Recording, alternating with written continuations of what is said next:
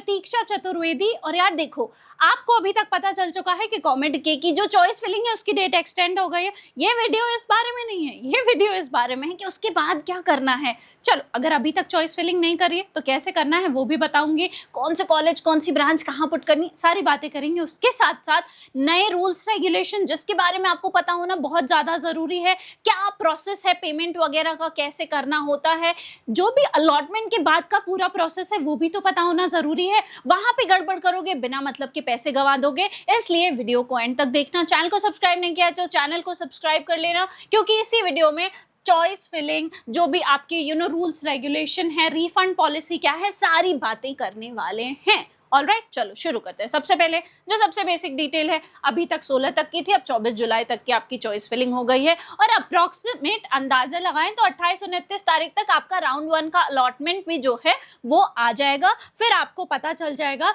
कि भैया मुझे कौन सी सीट जो है वो मिली है। तो मेक श्योर क्या करना है, आपके जो चॉइसेस हैं वो 24 तारीख तक बिल्कुल लॉग्ड हो। अब सही तरीके से यार चॉइस फिलिंग करनी है। देखो, अगर अभी तक नहीं करा है या फिर कर दिया है तो चेक कर लो, क्योंकि चॉइस लॉक करने के बाद आपको अलॉटमेंट में फिर गड़बड़ होगी, गड़बड़ कॉलेज की गड़बड़ सीट मिल जाएगी। तो इसलिए सही तरीके से चॉइस फिलिंग कैसे करनी है ये जानना है। तो इसके लिए सीधा क्या करो यार, studentkhabri.com पे चले जाओ। ये हमारी वेबसाइट है, यहाँ पे आपको 2 स्टेप करने हैं। सबसे पहली चीज, प्रेडिक्टर्स पर जाओ। और बहुत सारे स्टूडेंट्स को मिलते ही नहीं है कॉलेज, अलॉट ही नहीं होते हैं सही चॉइस फिलिंग करने के बाद भी, क्योंकि चॉइस फिलिंग तो सही थी, पूरे रैंकिंग देखी ब्रांचेस की और पुट तो कर दी, लेकिन यार स्टूडेंट्स गड़बड़ यहाँ करते हैं, अपनी रैंक के हिसाब से चॉइस फिलिंग गड़बड़ कर देते हैं। तो अपनी रैंक पे पहले पता कर लो कौन से कॉलेजेस मिल रहे हैं। तो उसके लिए आपको सिंपली यहाँ पे आपको कॉमेड के का प्रेडिक्टर दिख रहा है, बहुत नॉमिनल से चार्जेस हैं इन सारे टूल्स के। आप जाओ परचेज कर लो, 100-200 रुपए के लिए जो है चॉइस फिलिंग खराब मत करो। यहाँ पे अपनी रैंक पुट करो। लेट्स से आपकी रैंक आई है 52,000, पुट कर दी। आपकी जो भी कैटेगरी है सेलेक्ट कर लो, हम जनरल मेरिट सेलेक्ट कर लेते हैं। कोई कोटा लग रहा है, कोटा पुट कर दो। ईयर, जेंडर, ब्रांच भी सेलेक्ट कर सकते हो। प्रेडिक्ट पे क्लिक करोगे तो इस रैंक और कैटेगरी के हिसाब से जो भी कॉलेजेस मिल रहे हैं, उनमें जो भी ब्रांचेस मिल रही हैं, वो किस रैंक पे मिलेंगे, किस राउंड में मिलेंगे, सारी की सारी चीज़ें आपको पता चल जाएगा। जैसे ये VIT है, अब ये SMVIT है, ध्यान से पढ़ना। तो यहाँ पे आपको जो है कौन से कॉलेज में, ये इस कॉलेज में कौन सी ब्रांच मिल रही है, क्या क्लोजिंग रैंक रही थी, क्या राउंड में मिलेंगे, सारी चीज़ें पता चल गई हैं। तो एक बारी को ये भी कर लेना कि यहाँ पे जो है 51,000 पे 51,500, 51,000 900, ये सारे एक बारी कॉलेजेस भी प्रेडिक्ट कर लेना और उनकी भी लिस्ट बना लेना, सो दैट बैकअप में ऑप्शन रहे। ऐसे स्ट्रेटेजिकली जो है करते हैं चॉइस फिलिंग। अब यहाँ से लिस्ट बना ली, लिस्ट बिल्कुल रेडी है, उसको लेके पहुंचो भैया चॉइस टूल पे। तो यहाँ पे कॉमेड के का जो हमारा चॉइस टूल है, इस पे क्लिक करो। बहुत नॉमिनल से इसके भी चार्जेस हैं, पे करके टूल ले लो यार, ठीक है यार। सर्वर चार्ज हमको भी देना पड़ता है, हर चीज़ फ्री नहीं कर सकते हैं। जिन बच्चों को यूज़ करना एक्चुअल में वो भी नहीं यूज़ कर पाएंगे, क्योंकि बिना मतलब का ट्रैफिक आ जाएगा। तो फीजिबिलिटी के लिए उतने पैसे लगते हैं। अब बात कर ली रैंक की, 52,000 रैंक हमने ली थी। चलो 52,088, कोई प्रॉब्लम नहीं है, आप अपनी रैंक पुट कर देना। कैटेगरी सेलेक्ट कर लो, जेंडर सेलेक्ट कर लो, सारी चीज़ें सेलेक्ट करके जनरेट चॉइस लिस्ट पे क्लिक करोगे तो यहाँ पे आपके पास कॉलेजेस के ऑप्शन आ जाएंगे, जो भी आपको मिल रहे हैं किसमें, कॉमेड के की काउंसलिंग में, ठीक है। प्रेडिक्टर ने आपको ऑलरेडी बता रखा है कि कौन से कॉलेज की कौन सी ब्रांच मिलेगी, तो उसको सिंपली यहाँ पे गो थ्रू करो लिस्ट को और सेलेक्ट करते जाओ, ठीक है। देखो मैं रैंडमली सेलेक्ट कर रही हूँ, क्योंकि सेलेक्ट करने ही बैठूंगी तो आधा घंटा यहीं निकल जाएगा। तुम कहोगे मैम आधे घंटे तक आप एक ही काम कर रहे हो, तो गो थ्रू कर लो। कोई भी दिक्कत परेशानी है, प्रेडिक्टर की जो आपने बताया है, जो प्रेडिक्टर ने सेम टू सेम सब यहाँ पे कर दो। सही सीक्वेंस में अरेंज करना है, सारी चीज़ें वो बता देगा। बस प्रेडिक्टर में देख लो कि जो ब्रांच आपको चाहिए, बैकअप में भी ब्रांचेस रखना, वो सारे ब्रांचेस कौन कौन से कॉलेज में मिल रहा है उसकी लिस्ट बना दो। ये करेक्ट सीक्वेंस में अरेंज करके दे देगा, आपकी चॉइस फिलिंग हो जाएगी, ठीक है। तो इसके बाद व्यू पे क्लिक करना। अब व्यू पे जो भी कॉलेजेस आपको रेड दिख रहे हैं, इसका क्या मतलब होता है कि यार ये कॉलेज की ये ब्रांच आपको नहीं मिल पाएगी, क्योंकि आपकी रैंक थोड़ी ज्यादा है। अब जो भी ग्रीन दिख रहे हैं उसका क्या मतलब है, भाई ये वाली ब्रांच मिल जाएगी आपकी रैंक के हिसाब से। और अगर कोई ऑप्शन अभी यहाँ पे नहीं है, कभी कभी येलो भी आता है रैंक और कैटेगरी के हिसाब से, तो उसका मतलब में तो 50-50% चांस है, हो सकता है मिल जाए, हो सकता है ना भी मिले। तो सिंपली आपको क्या करना है, ये पॉपअप हटाने के लिए कि this college should be further below, मतलब नीचे आपने कोई अच्छे कॉलेज की अच्छी ब्रांच रख दी है तो सीक्वेंस गड़बड़ है। और अगर चॉइस फिलिंग में सीक्वेंस ही गड़बड़ है तो क्या मतलब चॉइस फिलिंग का? इतनी देर से यही तो बोल रही हूँ कि चॉइस फिलिंग में सीक्वेंस गड़बड़ नहीं करनी है।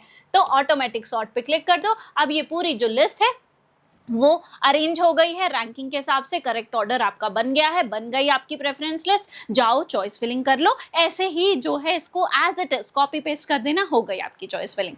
आ गई बात समझ में? अब आगे बढ़ते हैं, देखते हैं कि अगर आपको कॉलेज अलॉट हो गया है उसके बाद क्या करना होता है। ठीक है, चलो। तो सबसे पहली चीज तो है कि आपके पास क्या ऑप्शन है। आपको राउंड 1 में सीट मिल गई। देखो, जो जनरल मेरिट वाले लिस्ट हैं, स्टूडेंट्स हैं, उनको ये बात याद रखनी है कि राउंड 1 के बाद आप जो है सीधा किस में जाएंगे, राउंड 3 में जाएंगे। किसके लिए है? जनरल मेरिट वाले स्टूडेंट्स के लिए है, क्योंकि राउंड 2 जो है वो वहाँ के स्टूडेंट्स के लिए ही होता है, कर्नाटका के स्टूडेंट्स के लिए। तो आप राउंड 1 से कहाँ जाएंगे? सीधा राउंड 3 में जाएंगे। तो जब भी मैं बोलूंगी अच्छा राउंड 1 में ये नहीं हुआ तो राउंड 3 में आपको ये मिल जाएगा, तो इसका मतलब समझ लेना कि मैं क्या कह रही हूँ। क्यों राउंड 2 की बात नहीं हो रही है?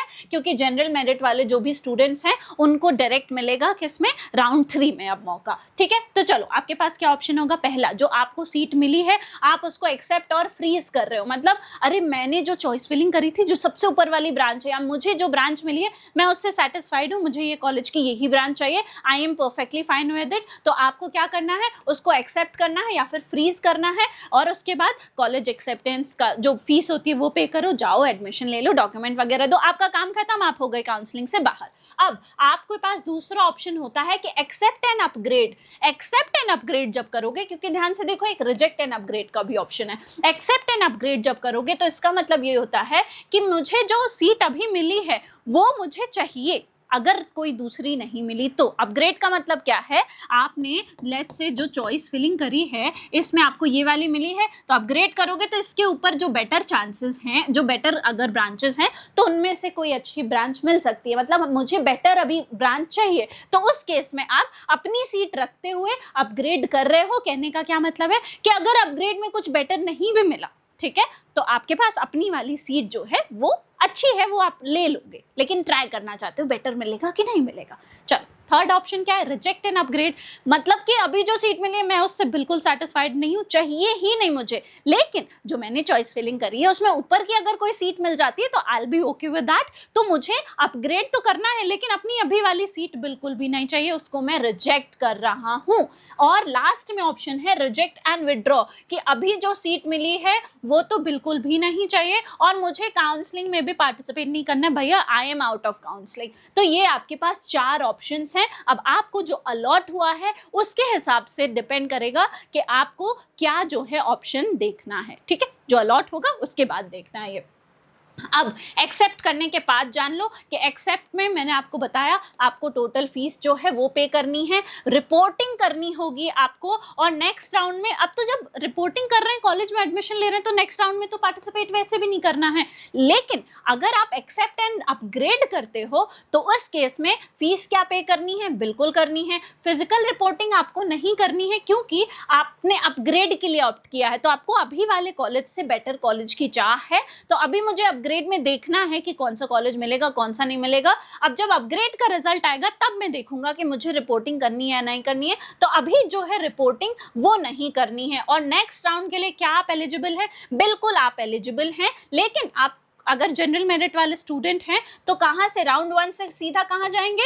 राउंड 3 में जाएंगे। राउंड 2 वहाँ के स्टूडेंट्स के लिए होता है। आई होप आपको ये जो चीज़ है वो क्लियर हो गई होगी। अब अगर आप रिजेक्ट एंड अपग्रेड कर रहे हो तो क्या टोटल फीस पे करनी है? बिल्कुल पे करनी है। आपको फीस जो है वो पे करनी है क्योंकि आपने अपग्रेड के लिए तो ऑप्ट किया है ना। अभी वाली सीट भले ही छोड़ रहे हो लेकिन दूसरी सीट तो चाह रहे हो ना, तो इसलिए आपको फीस जो है वो पे करना है क्योंकि अभी आप काउंसलिंग में हो। उसके साथ साथ अगर आपको सीट जो है, आपको दूसरी सीट मिल गई तो भी ये वाली चली जाएगी, अपग्रेड में कुछ नहीं मिला तो भी ये वाली सीट जो है वो चली जाएगी। अब रिफंड वगैरह कैसे आएगा, किस केस में आएगा, वो सारी बातें अभी आगे मैं वो भी बता दूंगी। नेक्स्ट राउंड में पार्टिसिपेट करने के लिए क्या आप एलिजिबल हैं? बिल्कुल, आप राउंड 3 में वापस से ट्राई कर सकते हैं। अब रिजेक्ट एंड विड्रॉ की अगर मैं बात करूं तो यहाँ पे आपको क्योंकि आपने जो सीट मिली है वो भी नहीं चाहिए और आप काउंसलिंग में भी नहीं पार्टिसिपेट करो, तो ना फीस पे करने की जरूरत है और आपको जो सीट मिली है वो चाहिए नहीं, तो सीट भी जा रही है और नेक्स्ट राउंड्स में आप पार्टिसिपेट करने की इच्छा नहीं रखते हो,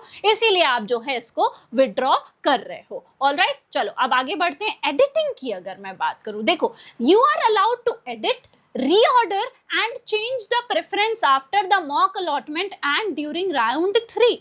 देखो सबसे पहली चीज क्या है, समझो यहाँ पे मान लो तुमने इतनी सारी ब्रांचेस पुट करी थी, तुमको ये मान लो 10 नंबर की ब्रांच है, ये वाली क्या हुई, अलॉट हो गई, ठीक है। अब अगर ये अलॉट हुई है तो यहाँ पे आपको समझने की क्या जरूरत है, ऊपर की जो ब्रांचेस हैं अगर अपग्रेड कर रहे हो तो ऊपर की ब्रांचेस जो हैं उनमें से अगर कोई मिलती है और आप देख रहे हो यार अपग्रेड करने से पहले यार ये वाली जो ब्रांच है वो थोड़ी सी मुझे वीक लग रही है, उसके ऊपर अगर मैं इसको रीअरेंज कर दूं, करेक्ट ऑर्डर में जो है पुट कर दूं, तो हो सकता है मेरे लिए बेटर चांसेस बन जाए। तो आपको सिंपली क्या करना है, इसको रीअरेंज कर लेना है भाई, आपके पास ऑप्शन है। तो यहाँ पे वही लिखा है कि आप उसको रीऑर्डर भी कर सकते हो, कब, मॉक अलॉटमेंट के टाइम पे, और उसके साथ साथ राउंड 3 के टाइम पे भी आप जो है उसको रीअरेंज कर सकते हो। लेकिन आप ये सोचो कि जो आपको अलॉट हुआ है उसको रिमूव या डिलीट कर दो, तो आप जो है उसको रिमूव या डिलीट नहीं कर सकते हो। जो आपको ऑलरेडी अलॉट हुआ है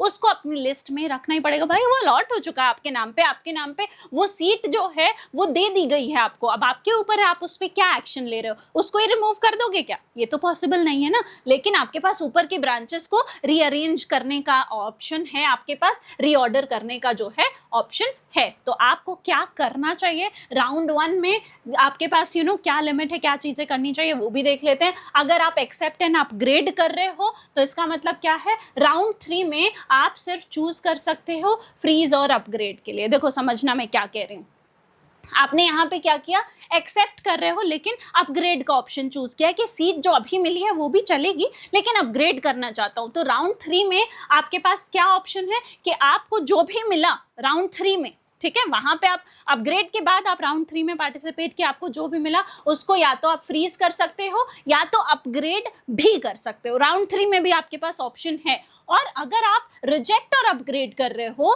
तो राउंड 3 में आपको सारे ऑप्शन मिलते हैं, क्योंकि आपने वो वाली सीट तो छोड़ दी और अपग्रेड करना चाह रहे हो, तो आप फ्रीज भी कर सकते हो, अपग्रेड भी कर सकते हो और रिजेक्ट का ऑप्शन भी आपके पास दोबारा से है। आपने वो वाली सीट छोड़ दी है, अपग्रेड करके अगर कुछ नहीं मिला है और या फिर जो भी मिल रहा है अगर वो नहीं पसंद आ रहा है तो उसको दोबारा से रिजेक्ट भी कर सकते हो। किस केस में, रिजेक्ट और अपग्रेड के केस में। और एक्सेप्ट और अपग्रेड के केस में आपके पास क्या ऑप्शन है कि आप जो है सिर्फ फ्रीज या फिर अपग्रेड कर सकते हो, सीट रिजेक्ट नहीं कर पाओगे। ऑलराइट, चलो आगे बढ़ते हैं। नेक्स्ट आप देख लो कैसे जो है सीट, अगर आपको मान लो राउंड 1 में कोई सीट नहीं मिली है, आप ऑटोमेटिकली जनरल मेरिट वाले जो स्टूडेंट्स हैं वो सीधा चले जाओगे राउंड 3 में। यहाँ पे भी अगर आपको कोई सीट नहीं मिली तो आप ऑटोमेटिकली राउंड 4 में जो है चले जाओगे। अगर आपको फाइनली राउंड 3 या राउंड 4 में सीट मिल जाती है तो आपको जो है सारे ऑप्शंस मिलेंगे, किसके, फ्रीज के, यहाँ पे विड्रॉ करने के, रिजेक्ट करने के। अगर आपको नहीं अलॉट हुई और फाइनली मिल गई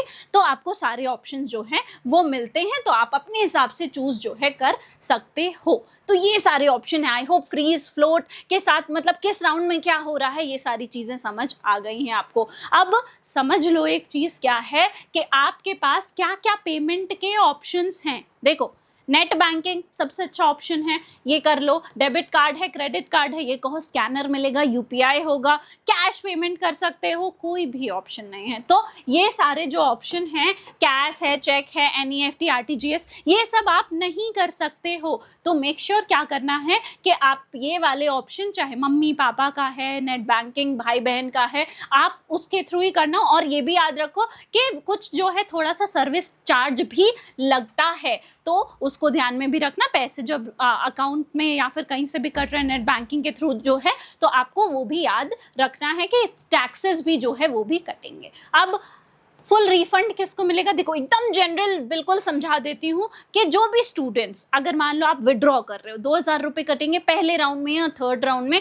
जो भी स्टूडेंट सीट वेस्ट नहीं कर रहे हैं थर्ड राउंड तक, आप विड्रॉ कर सकते हो, आपके 2000 रुपये कटेंगे। लेकिन फोर्थ राउंड में जो भी स्टूडेंट्स आ रहे हैं, तो यार 4th राउंड में आपके पास ये ऑप्शन नहीं रहेगा। 4th राउंड में जो आपको मिला है वो आपको एक्सेप्ट करना ही पड़ेगा। वहां पे विड्रॉ करोगे तो पूरे के पूरे पैसे जो है वो चले जाएंगे। तो अगर आप रिजेक्ट और विड्रॉ कर रहे हो राउंड 1, राउंड 2, राउंड 3 में, तो आपको जो है सिर्फ कन्वीनियंस चार्ज लगता है और टोटल रिफंड जो है वो आ जाता है। अगर आप रिजेक्ट और अपग्रेड कर रहे हो राउंड 2, राउंड 3 में, लेकिन कोई सीट नहीं मिली राउंड 4 में, राउंड 4 में देखो सीट वेस्ट नहीं होनी चाहिए इन दी एंड, तो राउंड 4 में आपने राउंड 3 में देखा नहीं मजा आ रहा, रिजेक्ट कर दिया, अपग्रेड के लिए ऑप्ट किया और राउंड 4 में कुछ मिला ही नहीं, क्योंकि आपने ये वाली सीट तो रिजेक्ट कर दी, तो आपके पास तो वैसे भी कोई सीट नहीं है, अपग्रेड करके भी कोई सीट नहीं मिली तो भी आपके पास कोई सीट नहीं है, आपके एंड से कोई भी कमेंट के की सीट वेस्ट नहीं हो रही है। तो इसका मतलब ये है कि आपको 2000 रुपये डिडक्ट करके